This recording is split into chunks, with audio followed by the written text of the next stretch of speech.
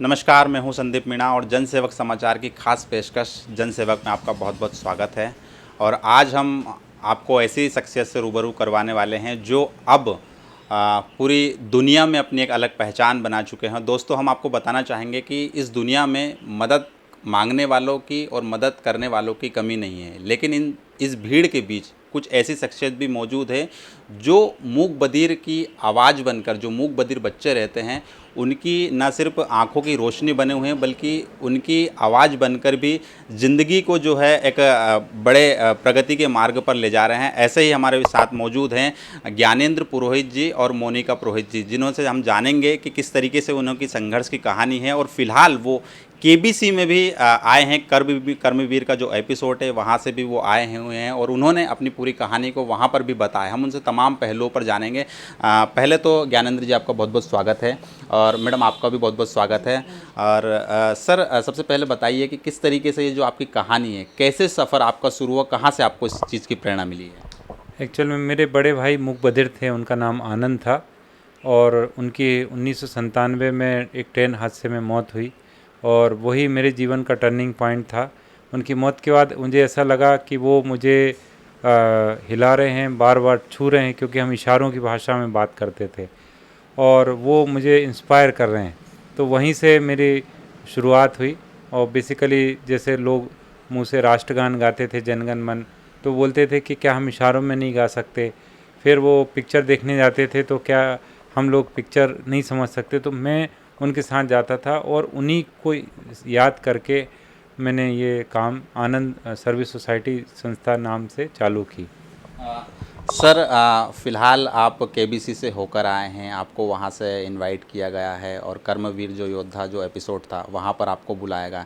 कैसा आपको वहाँ पर महसूस हुआ और किस तरीके का जो वहाँ पर वातावरण देखने को मिला और क्या कुछ वहाँ पर जो है आपने अपनी बातें रखी? एक्चुअल में मेरे साथ मोनिका पुरोहित जी, जो मेरी धर्मपत्नी है, हम दोनों लगातार रात दिन लगे हुए हैं जब से आनंद सर्विस सोसाइटी बनी है। और मूक बधिर बच्चों के लिए हम लोगों ने पुलिस थाना खुलवाया, इनके लिए राष्ट्रगान सांकेतिक भाषा में बना के अटल बिहारी वाजपेयी जी तत्काल प्रधानमंत्री जी थे, उनसे मान्यता कराई और सामान्य बच्चों के स्कूलिंग में स्टार्ट किया, जो एक बहुत बड़ा छोटी सी शुरुआत थी, आज बहुत बड़ी हो गई। तो इसके आधार पर मुझे और मोनिका जी को सिलेक्ट किया गया था केबीसी कर्मवीर में और लगभग फरवरी मार्च से ये शूटिंग मतलब होने का था, लेकिन कोरोना के कारण रुका हुआ था और हमें बहुत अच्छा लगा। और बेसिकली गीता जो मूक बधिर बच्ची है, वो हमारी संस्था को 2 महीने पहले शिफ्ट दी गई है, उसकी जिम्मेदारी। तो उसके माता पिता को खोजने की दृष्टि से हमें ये एक अच्छा प्लेटफॉर्म मिला। साथ में मूक बधिर बच्चों के संबंध में और जागरूकता लाने के लिए भी एक अच्छा प्लेटफॉर्म था, तो बिग बी के साथ बहुत अच्छा लगा। मैडम, चूँकि आप सबसे बड़ा संयोग यह है कि आप वाइफ भी हैं और जिस तरीके से अगर देखें तो मूक बधिर बच्चों की मदद करें, लेकिन आप एक महिला हैं और आमतौर पर देखा जाता है कि जो मूक बधिर बच्चियाँ होती हैं उनके साथ कई यौन शोषण जैसी घटनाएं होती हैं। तो किस तरीके से आप ऐसी घटनाओं को जो है, शासन प्रशासन भी कई बार आपकी मदद लेता है, तो आपने कर्मवीर जो केबीसी का एपिसोड है वहाँ पर भी एक घटना को बताया, क्या वो पूरी घटनाएँ हमें बताइए? ऐसी तो कई घटनाएं हैं, मैं आपके सामने कई घटनाएं यहाँ पे जिक्र कर सकती हूँ। बट हाँ, केबीसी में जो हमने एक घटना का जिक्र करा था, उसमें ये था कि एक बच्ची के साथ में यौनाचार हुआ था और उसकी उम्र 10-11 साल थी और वो कुछ भी बता नहीं पा रही थी, क्योंकि उसकी इशारों की भाषा इतनी ज़्यादा डेवलप्ड भी नहीं थी और वो उसको और भी तरह की कुछ लर्निंग डिसेबिलिटी भी थी, तो वो डरती भी थी कई चीज़ों को बताने के लिए। और पुलिस भी उसके साथ में इंट्रोगेशन करती रही, वो अपने माता को भी कुछ नहीं बता पाई। अल्टीमेटली जब शाम हुई और हम लोग वहाँ पर पहुँचे तो ज्ञानेंद्र जी और मैंने बातचीत करी कि ये बच्ची बता नहीं पा रही, तो क्यों ना हम कुछ ऐसे प्रॉप्स यूज़ करें कि जिसके माध्यम से कंफर्टेबली होकर हमको बताए। और उसको हमने दोनों जो जेंडर की डॉल होती है, पुरुष डॉल और महिला डॉल, वो उसको दी और फिर उसने वो डॉल के माध्यम से सारे घटनाक्रम को एक एक इशारों में संकेत करके बताया कि उसने पूरा बताया कि ये गुड़िया डॉल, जो लेडी डॉल है वो मैं हूँ और जो मेल डॉल है वो जो भी सामने वाला व्यक्ति था वो था।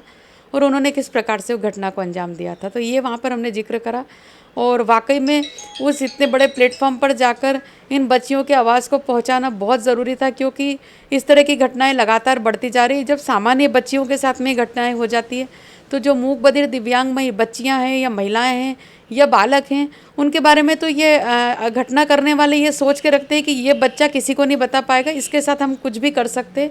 लेकिन वो ये ना सोचे, मैं आपके चैनल के माध्यम से मैसेज देना चाहती हूँ कि आनंद सर्विस सोसाइटी, आपका चैनल और तमाम जनता जो अब मूक बधिरों के बारे में जान चुकी है, वो उनके साथ खड़ी है और वो उनके हक की लड़ाई ज़रूर लगेगी।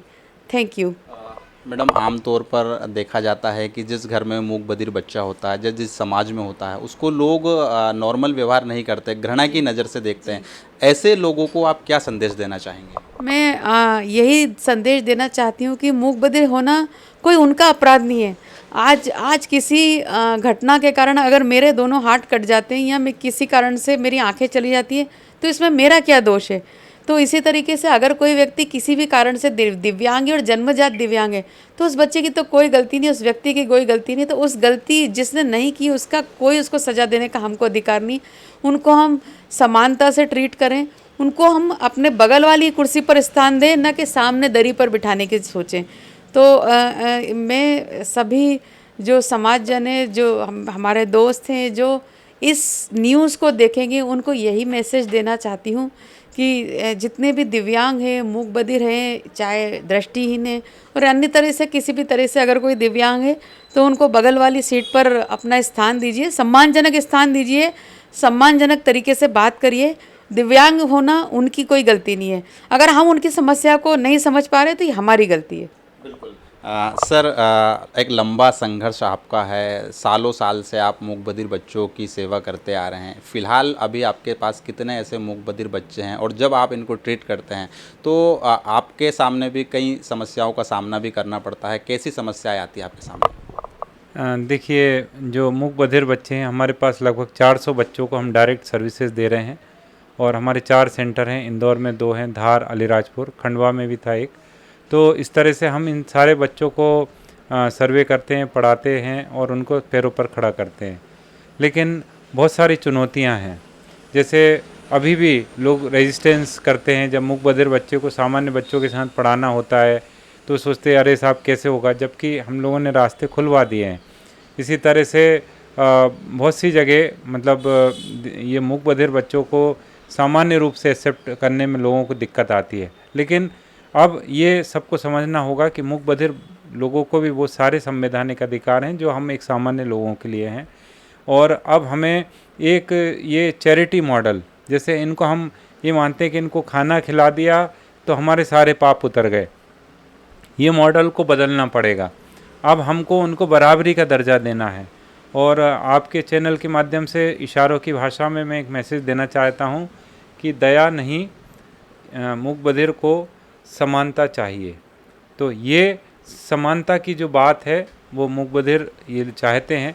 अभी हम उनको परोपकारिता के मॉडल पे ना करके उनको बराबरी का दर्जा दें, ये हम एक संदेश पूरे भारत देश को और दुनिया को देना चाहते हैं। सर, देश का एक जाना पहचाना चेहरा गीता नाम की शख्सियत जो बचपन में पाकिस्तान चली जाती है, फिर बड़े संघर्ष के बाद उसकी वतन वापसी होती है, लेकिन अभी भी उसके माता पिता नहीं मिल पा रहे हैं। आखिर गीता की तलाश कहाँ तक पहुँची है? देखिए, गीता के लिए जितना ज़्यादा हम लोग चिंतित रहे हैं, जब वो पाकिस्तान में थी तो हम लोगों ने इस मुद्दे पे बार बार भारत सरकार का ध्यान आकृष्ट करवाया था और सुषमा स्वराज जी ने काफ़ी अच्छी लीड लेके उसको इंडिया लाए थे। एकमात्र हमारी संस्था है या हम ही लोग वो लोग हैं जो लगातार पिछले 5 सालों से ये 5 से ज़्यादा हो गए, 6 साल, पौने 6 साल हो गए, हम लगातार इसके लिए लगे हुए हैं। और हमने रात और दिन नहीं देखा है इसके लिए।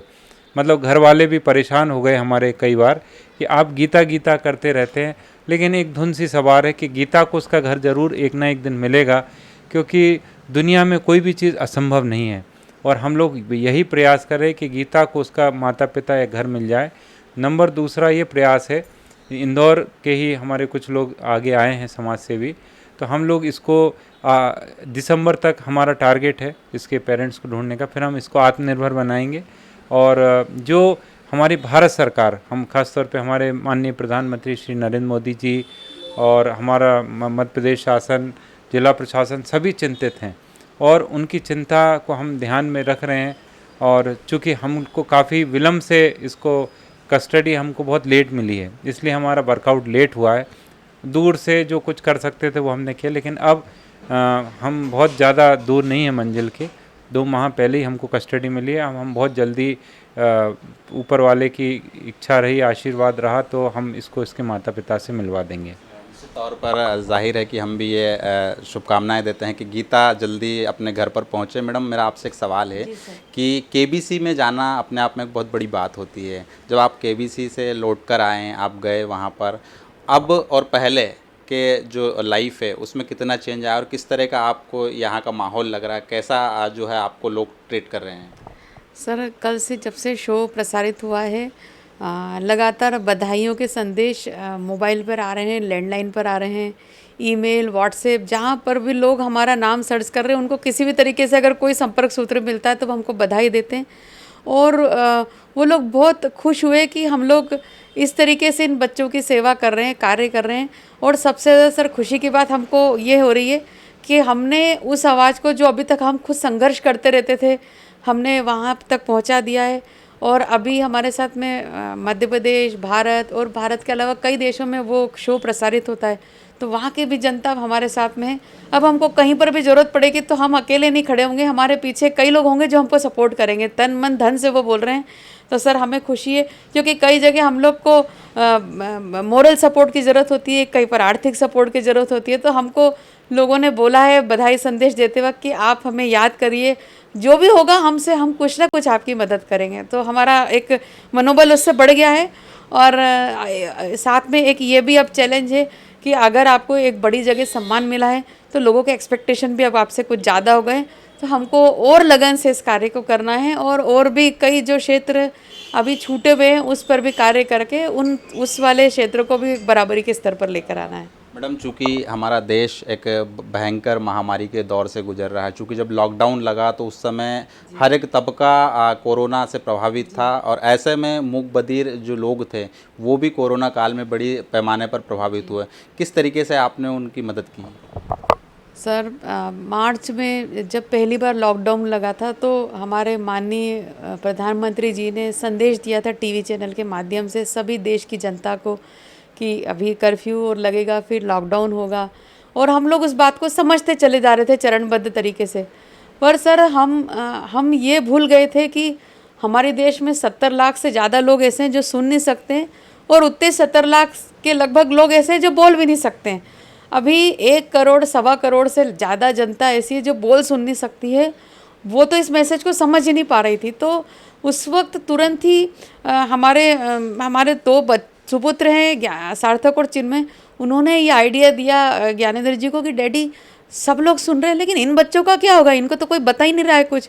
और जल्दी से, हमारे पास कुछ सेटअप नहीं है, कुछ नहीं है, हम लोगों ने अपने जो सिंपल से मोबाइल है उनसे ज्ञानेंद्र जी ने संकेतों के माध्यम से वीडियो बनाए और बच्चों ने शूट करे हैं। सर, अब कितने कठिन परिस्थिति का समय था कोरोना काल में, जब हमारे पास में कुछ भी साधन नहीं था, हमारे पास रूटीन के साधन नहीं थे। उस वक्त हमने वीडियो बनाने का सोचा और वो बच्चे वीडियो बनाते थे और मेरा सर ये काम था कि मैं उस वीडियो को लगातार शेयर करती रहूँ, ज़्यादा से ज़्यादा ग्रुप्स में मैसेज पहुँचाती रहूँ और उसको वायरल करूँ और लोगों को समझाऊँ कि इसको शेयर करें, ताकि कहीं पर भी कोई मूक बधिर बच्चा इन वीडियो को देखता है तो वो भी इस बात को समझे। सर, नतीजा ये हुआ कि जैसे ही मूक बधिर बच्चों ने गुड़गांव में पहली बार वो वीडियो देखा तो उन्होंने वो हमको वीडियो कॉल करा और वो रो रहे थे।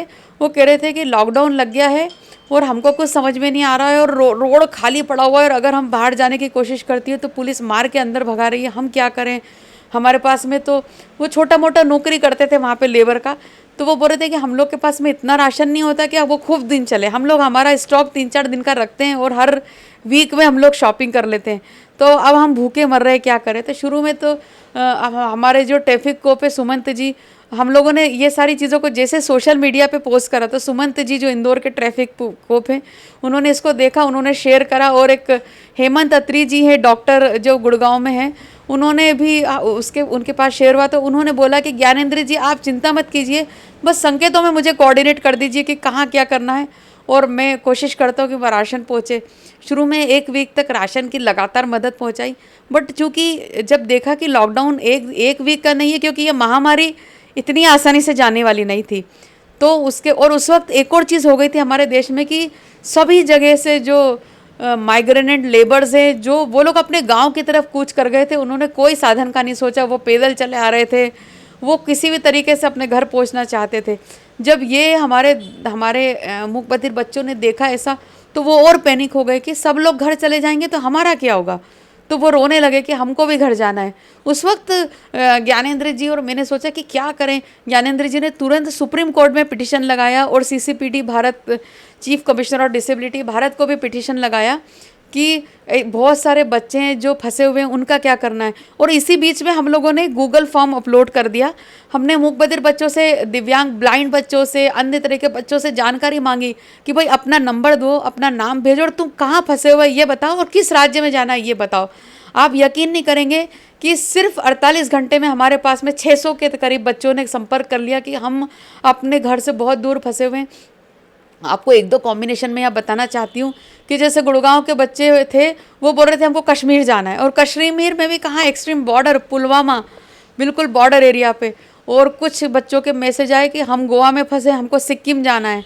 कुछ बोल रहे हैं हम लोग दिल्ली में फंसे हुए हैं, हमको चेन्नई आना है। आप सोचिए ऐसे आड़े तिरछे कॉम्बिनेशंस में हमको गूगल फॉर्म मिला। मैं, ज्ञानेंद्र जी और हमारे बच्चे, हम चारों दिन रात जगे, हमने उसको सॉर्टिंग करा कि ये जिले, हमको इसको राज्यवार इसको अलग अलग करना है। जब उसको करा तो 22 राज्यों से हमको मैसेजेस आए थे। हमने उसको सॉर्टिंग करके कमिश्नर को भेजा और फिर कोऑर्डिनेशन की प्रोसेस चालू हुई है। और आपको जानकर, आपको बताकर हमको बहुत अच्छा लग रहा है कि वो सारे दिव्यांग बच्चे सुरक्षित, बिना कोरोना से मतलब पीड़ित हुए अपने घर तक पहुँचे हैं। बहुत बड़ी बात है मैडम। और सर, मेरा आखिरी सवाल आपसे है कि आनंद संस्थान है, सालों साल से संघर्ष कर रहा है, चूँकि अब दौर बदल चुका है, कई चेंजेस भी आए हैं। आखिर आनंद संस्थान का जो मिशन है, ये अभियान का कितना बड़ा आगे लक्ष्य है और किस लक्ष्य तक आपको पहुंचाना है? देखिए, अभी एक जो हमारे देश में एक समस्या है, जो हमने उस फोरम पे भी उठाया था, हिंदुस्तान में जो एक हमारा सिस्टम है न्याय पाने का, वहाँ पर आज भी मूक बधिर बच्चों के लिए बहुत दिक्कतें हैं। जैसे उसके साथ कोई अपराध होता है तो उसको अपने आप को सिद्ध करना बहुत मुश्किल है, क्योंकि 97% जो मूक बधिर हैं उनको अभी इंडियन साइन लैंग्वेज का ज्ञान नहीं है। तो उन तक साइन लैंग्वेज पहुँचाना, जो कि लास्ट टाइम प्रधानमंत्री मोदी जी को हमने ज्ञापन दिया था और अमिताभ बच्चन जी से अपील करवाई थी, जिसको हमने अभी अमिताभ बच्चन जी को शेयर भी किया था। तो मोदी जी ने उसको इम्प्लीमेंट तो कर दिया है। अब उस जो मूक बधिरों की भाषा है वो गांव-गांव तक ले जाना है, तो उसके लिए हम लगातार प्रयास कर रहे हैं। दूसरा, इस देश में किसी मूक बधिर बच्चे के गुम जाती है या उनके साथ शोषण की घटनाएं हो जाती हैं, तो उनको रखने के लिए परिवार वाले तैयार नहीं होते। तो उनके लिए हम एक शेल्टर होम बनाने का हमारी योजना चल रही है, जो कि हम इंदौर में बनाने जा रहे हैं। जो सोनी टीवी से जो हमको ये KBC की जो राशि मिली है, मतलब उससे हम, और कुछ और, अभी वो बहुत छोटा सा अमाउंट है, क्योंकि हमें बहुत बड़ा, पूरे देश भर में कहीं पर भी मूक बधिर यदि महिला या बालिका जिसका कोई नहीं है उसको रखने का, जैसे गीता है, इस टाइप का कोई अभी होम नहीं है। तो हमारे पास बार बार कॉल आते हैं, तो हम उनको रखने के लिए एक शेल्टर होम बनाना चाह रहे हैं, मतलब एक आनंद गृह के नाम से। बस ये हमारी योजना है, ताकि पूरे देश में कहीं पर कोई भी मूक बधिर बच्चा, बालिका या कोई ऐसी वो हो जिसके साथ शोषण की घटना होती है, तो उसको शेल्टर मिल सके, ताकि फिर से उसके साथ कोई अपराध ना हो। दूसरा, वो आत्मनिर्भर होके एक उपयोगी व्यक्ति बन सके और वे सारे मुकाम हासिल कर सकें जो एक सामान्य व्यक्ति कर सकता है। बहुत बहुत धन्यवाद ज्ञानेंद्र जी और मैडम, आपने हमें समय दिया। और मैं अपनी बात उन्हीं लाइनों के साथ ख़त्म करना चाहूँगा जो KBC में अमिताभ बच्चन ने कही है कि मूक बधिर बच्चों का दुर्भाग्य नहीं है कि वो देख या बोल नहीं सकते, दुर्भाग्य हमारा है कि हम ना तो उन्हें सुन सकते हैं और ना हम समझ सकते हैं। तो जाहिर तौर पर दर्शकों, आपसे भी अपील है कि अगर कोई भी, अगर आपको मूक बधिर बच्चा दिखता है तो उसकी मदद करें, ना ही उससे घृणा करें। और ऐसे जो आनंद संस्थान है, जाहिर तौर पर मदद के लिए उनसे भी आप संपर्क कर सकते हैं। जनसेवक समाचार की खास पेशकश में फ़िलहाल इतना ही। फिर कल हम मिलेंगे नए जनसेवक के साथ, तब तक दीजिए इजाज़त। नमस्कार।